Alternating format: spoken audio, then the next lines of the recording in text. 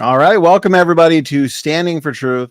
My name is Donny Budinsky, and this is a continuation of my series responding to Jon Perry from the YouTube channel Stated Clearly, responding to him specifically on the topic of endogenous retroviruses, one of my favorite topics, as most people know. And this is part 2 of this series. Are ERVs really the ancient remnants of retroviruses? And so I decided to do this one live. The first one was pre-recorded, but it is linked in the description box for people to see and check out as I am going through his video, point by point, sentence by sentence, making sure that I don't miss anything. It's a well done video, well edited video, and it's a comprehensive one on this topic. And I noticed before I did part 1, I noticed there was no creationist or intelligent design response out there to it. And since I have written a book on the topic, I've spoken on it many times. I've given numerous lectures and presentations on it. And I've also formally debated it many times as well, both formally and informally. I thought this video by Jon Perry deserves an extensive response. And so that's what we're going to do. And that's what we are doing to this video. And so, okay, it's good to see people in the chat. Doki Doki, I appreciate that. Brother, there's the ERV Handbook if you are interested.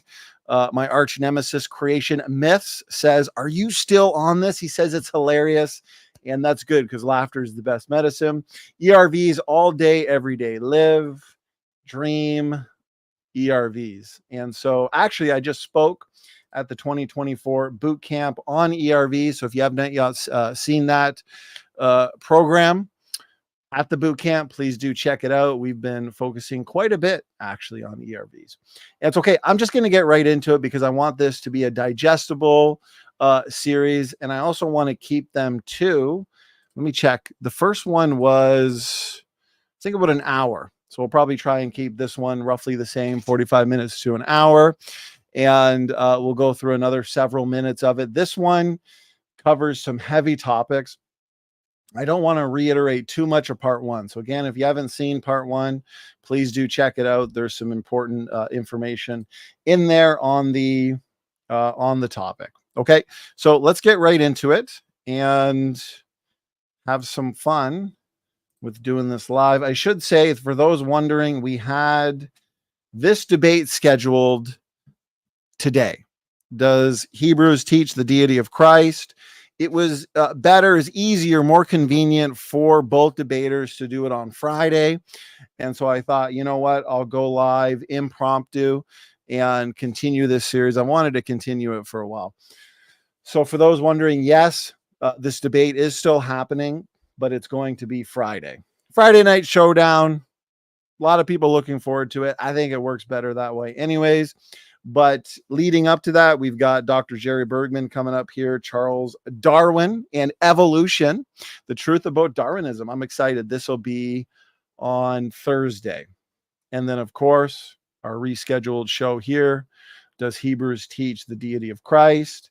And then on Saturday, we have a debate as well between Joshua and Sean Griffin. And we may be back here tomorrow as well for Kent and I to continue our response to Crash Course. We got a lot going on, everybody. Make sure you're subscribed.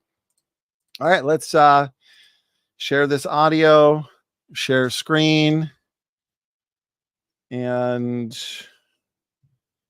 I'll check from my phone. Let me know audio, video is all coming in good before I begin where we left off. So we did about 10 minutes last time. And so we'll start at the 10-minute mark here. And again, we'll probably go through just another few minutes. This will probably be a roughly 4-part series. All right, here we go. I'm going to go on mute in 3, 2, 1.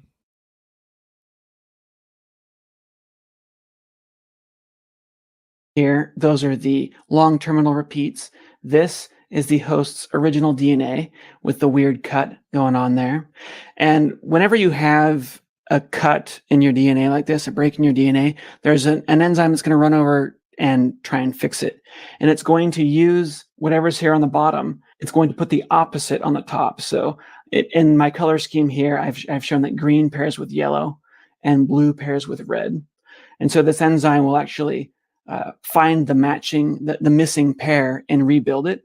And what happens is you get little identical copies of the pre-insertion site on either end of the retrovirus insertion.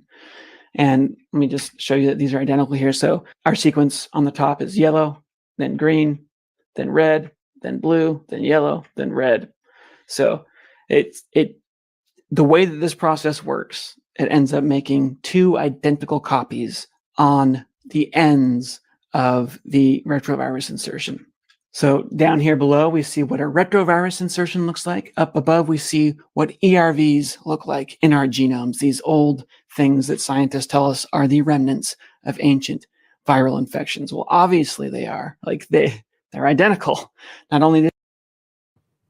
Okay, so part one, I covered for a great amount of time the reason why endogenous retroviruses share sequence similarity with retroviruses, exogenous retroviruses like HIV. It's because there's many reasons. There's numerous reasons. Check out part one for a detailed explanation. But several of their important functional roles are dependent on their sequence similarity to retroviruses. We discussed in great detail viral mimicry. The ERV has to look like the exogenous retrovirus in order to carry out that specific functional role. They're also active in cell stress responses, fighting off incoming viruses, and even transposons in general, their ability to move around the genome, retrotransposition, they require the specific genetic makeup, the specific structure, LTR, GAG, pol, ENV components of the ERV unit. And then the majority of so-called endogenous retroviruses, we discuss how they're just solo LTRs. They lack the LTR, the GAG, the pol, the ENV gene. And we pointed out the functional nature of these solo LTRs. And so your solo LTRs are different than your complete ERV sequences that have that complete structure.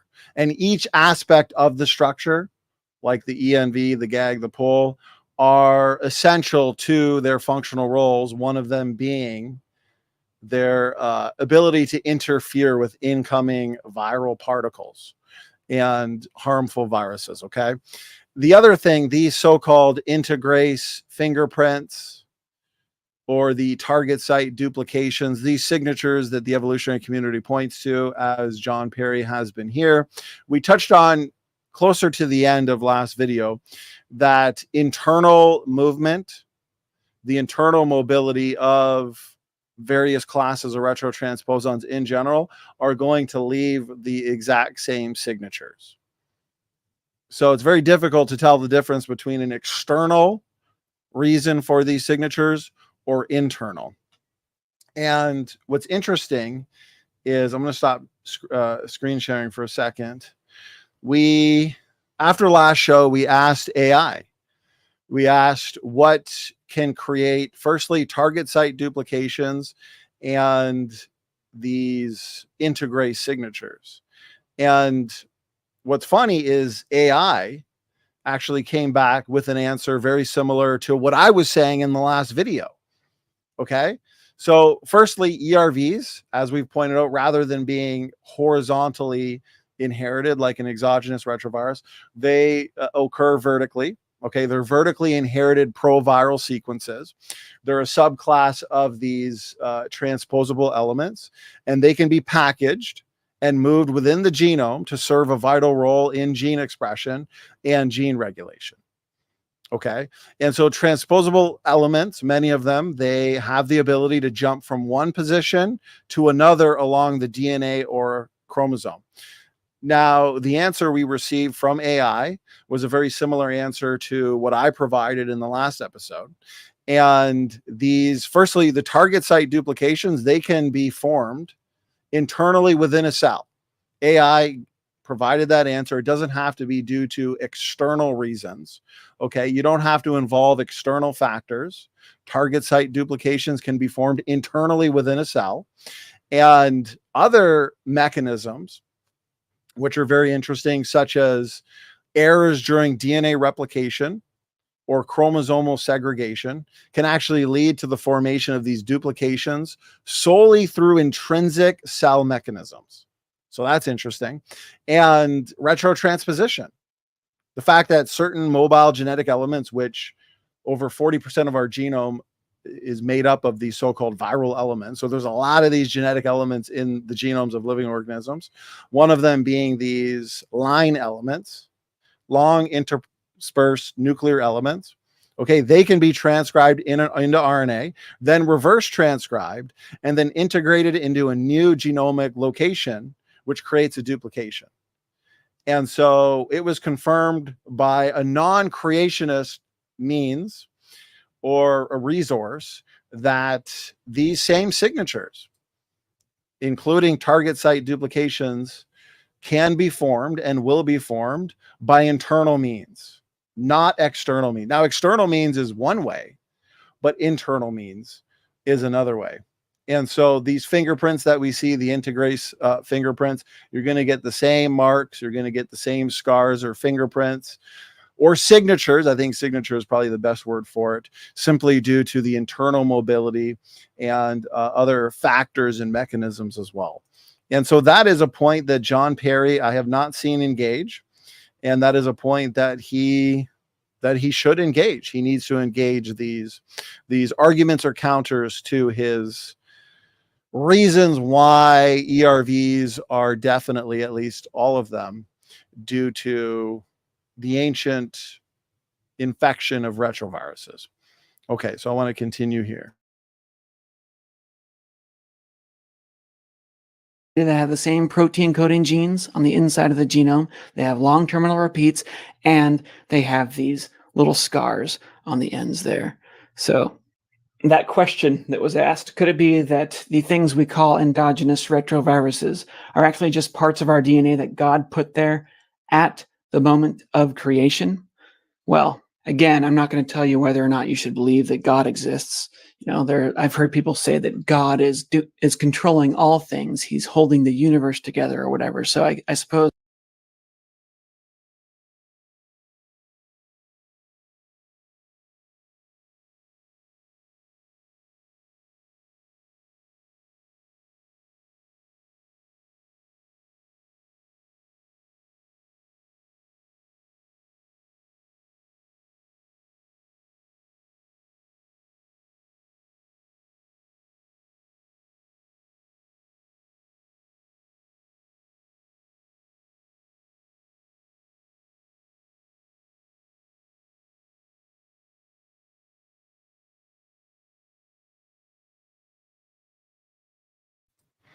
Okay, here we go. Let me know if I'm coming through. Getting used to this new Shure mic here, which does allow me to mute right from the mic. Okay, Hurricane Havoc. I appreciate that. Okay, so what I was saying, we have some questions in the audience that I wanted to get to. Now, with what Jon Perry was responding to here, how do we recognize that a portion of our DNA is an old, appreciate it, Havoc, the ERV man himself, is an old contamination of a retrovirus?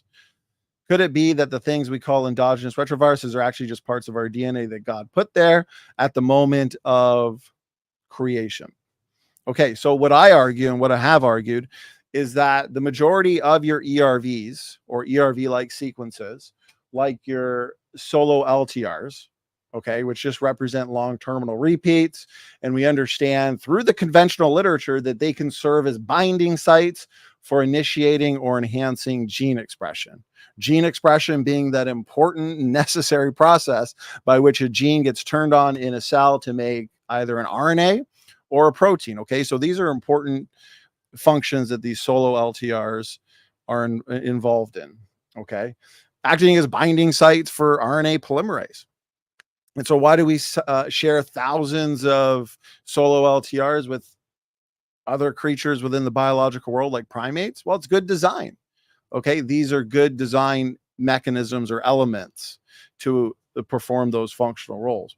Now, when it comes to the full ERVs, we need to look to that which is fixed. Okay, let's say all of humans have a specific ERV and it's functional in embryological development, let's say, or in the placenta. And then your chimpanzee has all those same ERVs as well, and we share them between each other. They're fixed. They're stuck in place. Fixation, just being stuck in place. Rather than, so for example, there are some ERVs in the human genome that are only found in a certain part of the population. They're unfixed.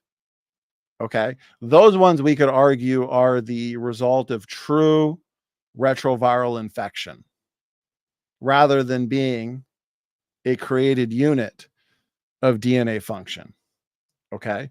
And so we're not saying that every single ERV or ERV like sequence is the result of special creation, but we can certainly make predictions that function and frequency in terms of fixed versus unfixed can help determine which are and which are not a created unit of DNA function.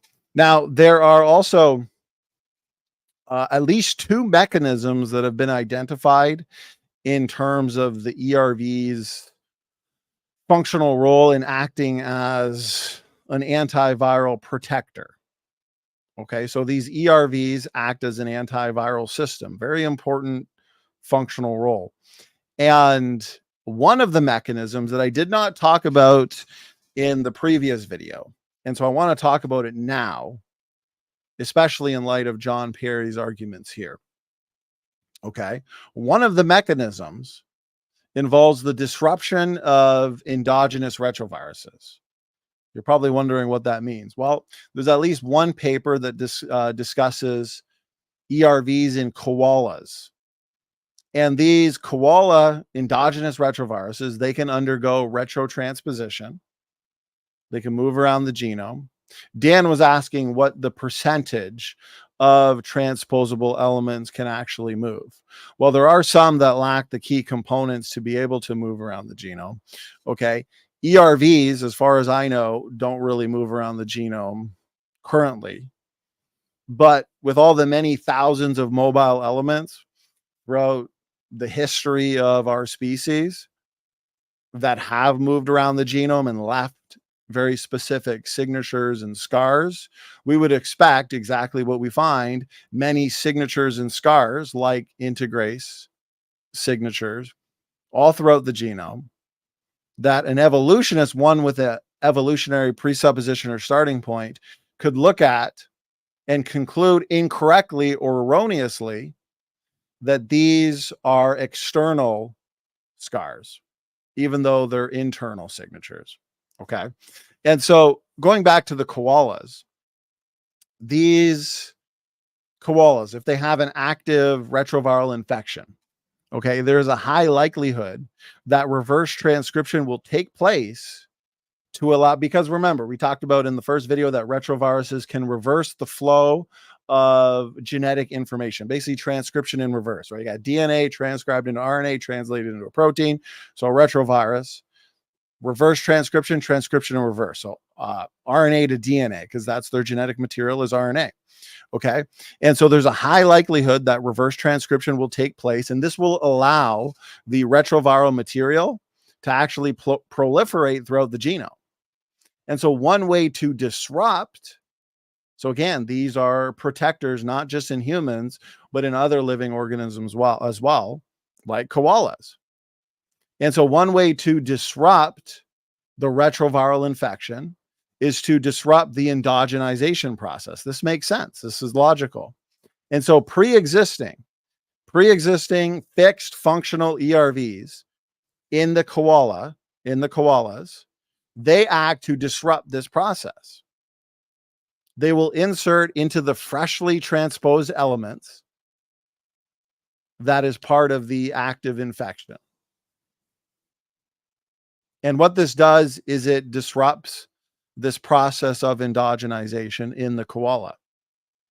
And this infectious process actually activates the pre-existing koala ERVs to function, notice this, to function as antiviral protectors and disruptors. So in a nutshell, the viral endogenization process is being disturbed, it's being disrupted in these koala populations through the means of the incorporated koala ERVs. This is a way to basically fight fire with fire. And so this is yet another way to protect living organisms from environmental harm through invading harmful and disease-causing retroviruses. But in order to carry out this specific role, among other roles, they have to share sequence similarity to the retrovirus. And so this is why it's important to acknowledge the fact that, yes, there are some true ERVs that have taken place in the biological world. And acknowledging this works to counter many of Jon Perry's points here. Because in the same way that we have millions of highly sophisticated DNA repair enzymes that fix DNA breaks that are just constantly occurring, that doesn't mean that DNA breaks don't actually occur. Yes, we get a lot of DNA damage in our somatic cells throughout our lives, and some in the germ cell, reproductive cells, they get inherited. In humans, roughly 100 new mutations per person per generation. Throughout one's lifetime, there are many more mutations that have occurred, but DNA repair enzymes have corrected those errors. But that doesn't mean DNA errors don't happen. So what I'm trying to say here is the majority of ERVs and ERV-like sequences are best explained through special creation. And there are pre-existing functions of these fixed ERVs that help to disrupt the endogenization process from invading exogenous retroviruses. But that doesn't mean that they always do their job perfectly. True ERVs can take place, but typically those are not going to be fixed. They're not going to be highly functional in terms of being essential to embryological development. Okay, and that's where this research project is important, is because this is how we can identify which ones are created and which ones are true ERVs. And so let's see here. Okay, let him continue. I'm going to mute right from the mic. If there's any issues, Are actually just let me know. parts of our DNA that God put there at the moment of creation. Well, again, I'm not going to tell you whether or not you should believe that God exists. You know, I've heard people say that God is controlling all things. He's holding the universe together or whatever. So I suppose that every time a virus inserts its genome into a host, that was God doing that. So I'm not going to tell. And then just to the audience, make sure to not time out or delete any of the comments from our critics. We do welcome the skeptics, and I personally like to see what their rebuttals and counters are. And so as long as they're being respectful, professional, little retort from them, I like it. Nothing wrong with that. But I do want them to have the ability to respond and give their input. It's helpful for me as well as I build the best possible creation model when it comes to ERVs. Okay. Tell you whether or not this tells us anything about the existence of God, but it does tell us that these insertions did not happen at the moment of creation. These things were. So his biggest reason, which we've already touched on, is because ERVs share sequence similarity to exogenous retroviruses. But we've already shown that that has to be the case. Plus, this goes back to the bigger picture. The bigger picture question: what is the origin of retroviruses? We know that retroviruses require a host to replicate. And so what came first, the host or the retrovirus. It can't be the retrovirus because the retrovirus requires a host which requires a genome and cells and genetic makeup in order to replicate. And so I argue the escapee hypothesis that retroviruses have originated from mobile genetic elements, transposable elements, and a lot of them just through the degeneration process, errors in the packaging process, have become harmful. And now they wreak havoc. Okay. And you can find this hypothesis directly in the conventional literature. And so far, within 12 minutes of his 25-minute video, Jon Perry has not provided any differentiating evidence. He's provided a lot of agnostic evidence. He's also not countered the differentiating evidence that's coming from our side. Just because ERVs look like retroviruses does not mean that they are the ancient remnants of past retroviral infection. One, we've discussed how their makeup, their structure is necessary to carry out their functional roles. Two, if exogenous retroviruses have originated from cells and from hosts, then there's another reason why they're obviously going to look like that which they came from. Okay. And so, no, Jon Perry has not explained sufficiently why ERVs are the ancient remnants of retroviruses.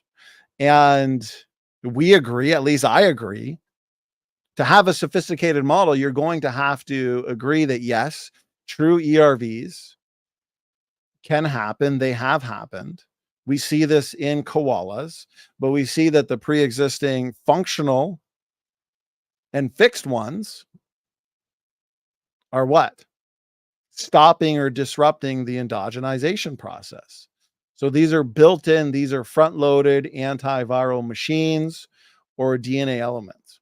So I would agree with Jon Perry that your disease-causing and your unfixed, largely non-functional ERVs are most likely true ERVs.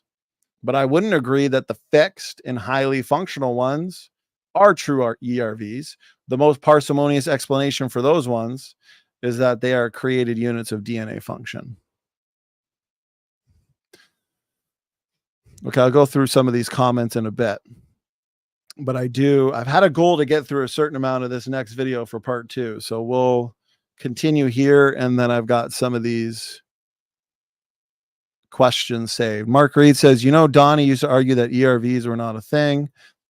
The goalposts sure have shifted. I'm not sure that I've ever, going back a few years, argued that there are no true ERVs. I may have when I was just arguing this from an introductory starting point or level. But ever since I've studied it and wrote my book, the best way to see what my position has been would be to read my book and watch some of my earlier debates on the topic. And so I've always pointed out to the functional capability of pre-existing ERVs to disrupt the endogenization process. I've always pointed out the fact that although there are millions of highly sophisticated and well-designed DNA repair enzymes, DNA errors do occur. And although we have ERVs, ERV units that act to fight off exogenous retroviral infection and the endogenization process, these DNA units, these mechanisms don't work perfectly. And so some retroviruses can infiltrate in the right way. They can bypass these antiviral units and means to be fought off and invade a germ cell line and be passed on vertically.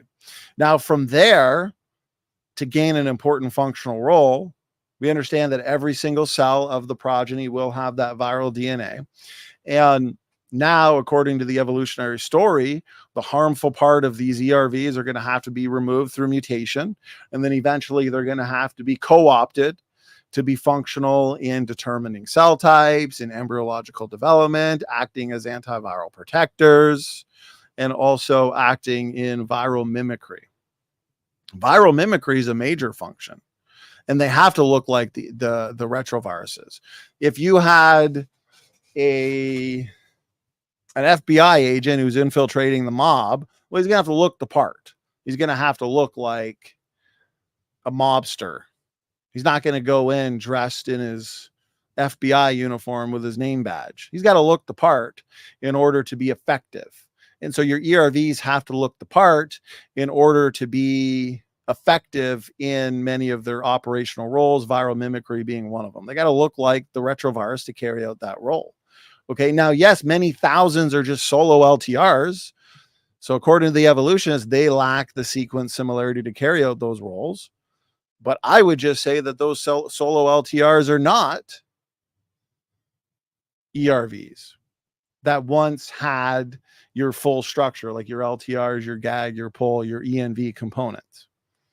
Okay, no, these solo LTRs are simply there to do what they do, acting as binding sites, functional in many ways. I mean, evolutionists are going to have to argue that basically the right set of events in order to incorporate an LTR from the ERV that is now inserted in basically the perfect position to now serve as what? A promoter that changes the gene expression profile and allows for just the right changes to ensure a significant benefit to the host organism. Okay, maybe this could happen, once or twice or a handful of times, but to happen routinely, since we see these solo LTRs, many of these have these functions. And so for this to be widespread and for this to happen over and over and over again, no, that fails parsimony. It's not a simple explanation. It requires a lot of far-fetched storytelling. It pushes the boundaries of incredulity. Okay. And so just because the LTRs of retroviral sequences are similar to the solo LTRs that we find all throughout the genomes of living organisms that are functioning as binding sites and promoters and so on and so forth, just because they're similar to the solo LTRs of organismal DNA is not good evidence. It's not compelling evidence for common descent or that they were once ERVs. So we got to stop calling solo LTRs, these thousands of solo LTRs that are shared in the biological world.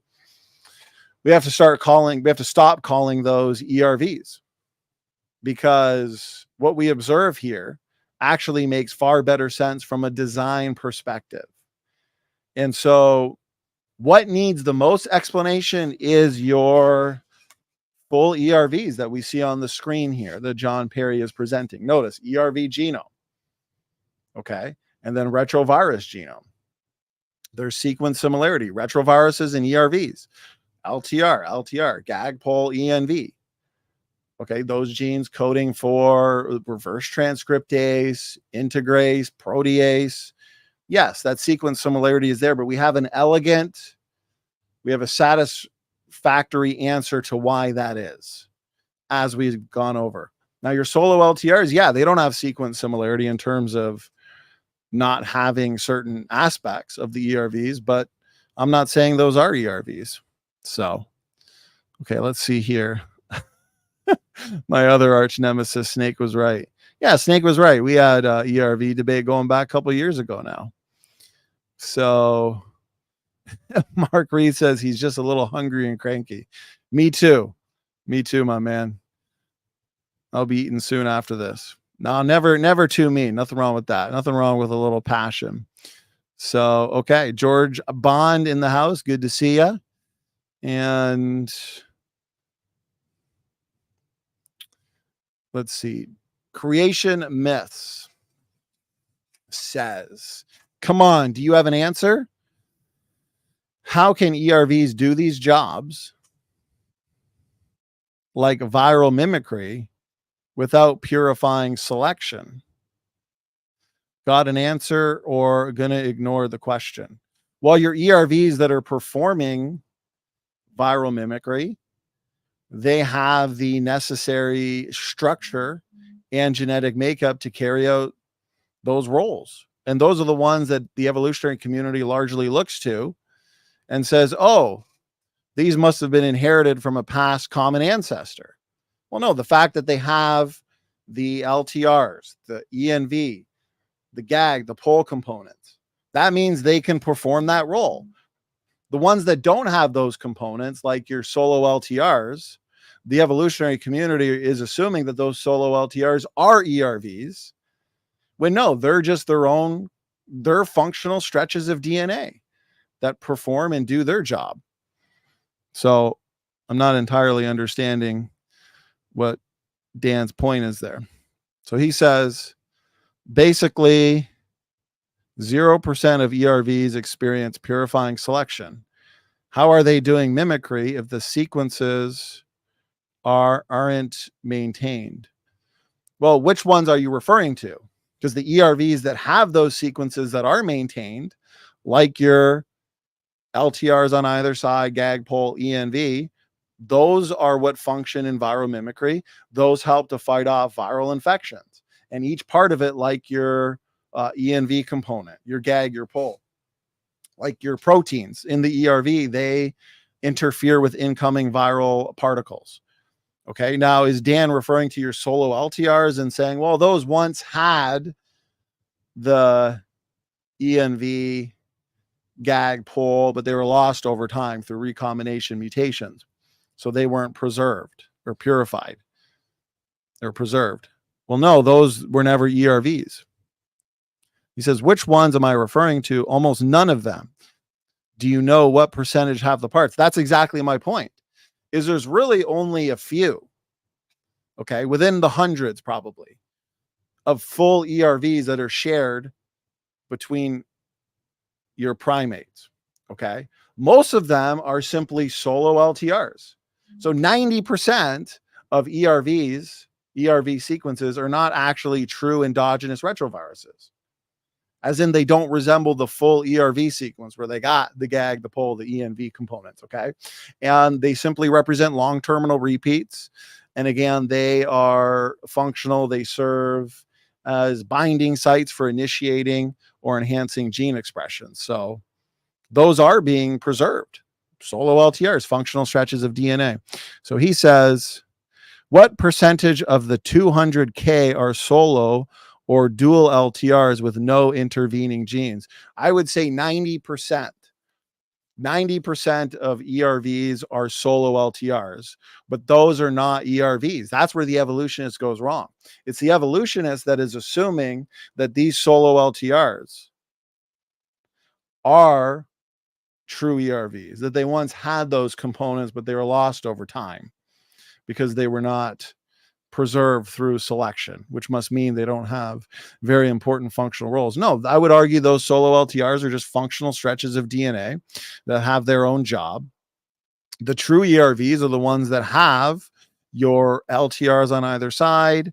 And I pointed out earlier, just because the LTRs of retroviral sequences are similar to the solo LTRs of organismal DNA, which is 90% of the so-called ERVs, that's not compelling evidence for common descent. It's that they function, they're useful in a variety of ways. And so they're useful in a retrovirus, they're useful in an endogenous retrovirus, and they're useful in organismal DNA. So Dan says, what job are the solo LTRs doing without purifying selection? Well, your solo LTRs are serving as binding sites for initiating or enhancing gene expression, binding sites for RNA polymerase. They have functional roles. I can go through my PowerPoint slides, but I'm trying to avoid that for this series. And so, okay, let's continue here and at least get through another minute. And I'll probably do a Q&A section or a live open mic when this full series is done. Okay, so I'm going to go on mute here and just one sec. We're put there by an integrase molecule. And integrase molecules are things that retroviruses have. So endogenous retroviruses definitely were not there since the beginning. For any endogenous retrovirus that you find in the human genome, if you go back in time far enough, maybe you have to go back to like before we were even primates, but you would find a time where that specific endogenous retrovirus did not exist in the genome because it had not yet been inserted there. These things were inserted after evolution was already up and running, and our ancestors were evolving. So number 4, some ERVs can still produce full-fledged viruses when cells are stressed. So this is an obvious indication that ERVs really did come from viruses. Okay, I'm going to stop it there for now, right at the 13-minute mark. So I think we're doing pretty good in this series, because this next section, I have an entire PowerPoint that's probably going to take a good hour show of itself to go over the origin of retroviruses. I'm going to go over the various hypotheses found in the secular literature, and I am going to cover what I strongly believe is the best explanation for retroviruses, the origin of retroviruses, because again, there is a chicken and egg problem. There's a paradox for the evolutionary community, because the question is, what came first? The retrovirus? Maybe one of our critics here in the chat can answer this question. What came first, a retrovirus or the host? Because a retrovirus requires a host to replicate. That's why even in the conventional literature, you're going to see here origin of viruses, that a major hypothesis is the escapee hypothesis. Here's a sneak peek into part 3 of this series. Notice this. To date, no clear explanation for the origin of viruses exists. Viruses may have arisen from mobile genetic elements that gain the ability to move between cells. They may be descendants of previously free-living organisms that adapted a parasitic replication strategy. So we got a lot here. Viruses might have come from broken pieces of genetic material inside early cells. These pieces were able to escape their original organism and infect another cell. And then once they cross species, that's where they're going to burn hot and fast and cause a lot of damage, because they're no longer in their original host. Okay. And so this is basically points 4 to, I think it's 10. We're going through his 10 points, are going to largely focus on this, but I want to save that for its own video. And so, okay, let's show you what I was saying in terms of these solo LTRs, which you can find from the conventional literature as well. But I do want to check on the chat real quick. And okay, so let's see, Dan. So Dan says, so you think that regulatory sites for gene expression, like enhancers, don't require sequence specificity? Serious question, not trolling. I would never see you as a troll, Dan. Want to understand your position. So you think that regulatory sites for gene expression, like enhancers, don't require sequence specificity? Well, these LTRs have a certain sequence. They're a functional stretch of DNA. We have thousands of them, and we understand that they can act as promoters, enhancers, or transcription start sites for gene expression. Okay. When it comes to your full ERVs, Dan doesn't like when I go through the slides. Well, we're not going through them just yet. Don't worry. So even your components of your full ERVs, like your envelope proteins, for example, your envelope proteins, they function in blocking harmful viruses from entering the cell. And they do this by binding to very specific receptors that infectious viruses might use to enter the cell of hosts. And so every single aspect, as you can see here with the ERV, your GAG, your POL, your ENV, okay, this is a provirus, your LTRs, they are necessary for what they do. Okay, your ENV proteins right here, envelope protein. Okay, they have the potential to enter viruses. So harmful viruses are coming in, they're invading, they want to cause disease and harm. And they have the potential to enter those viruses, infiltrate those viruses, which as a result interferes with the viral life cycle. And so these harmful viruses are disrupted, they're inactivated before they can infect new cells. Okay. These are your full ERVs. These ERVs have these components, but then you've also got right here, Dan, solo LTRs. So I said 90%. Well, this is a paper from 2021 from the conventional literature that says almost 90% of all HERVs, human ERVs, represent so-called solo LTRs. So those are not ERVs. Only the evolutionist is going to say those are ERVs. Okay, so let's see what Dan is saying. Dan says LTRs do not experience purifying selection. Well, there's a lot of organismal DNA that acts as binding sites, okay, for RNA polymerase, for the process of gene expression, okay, to be effective. And so many LTRs might be subject to breaking down since there's many backup units and stretches of DNA that can serve the same role. Okay. But we see that many of these solo LTRs function, notice here, right on from the paper itself. These HERVs lost the prototypical retroviral genes GAG pull. So that's what they're assuming, that they were once full ERVs.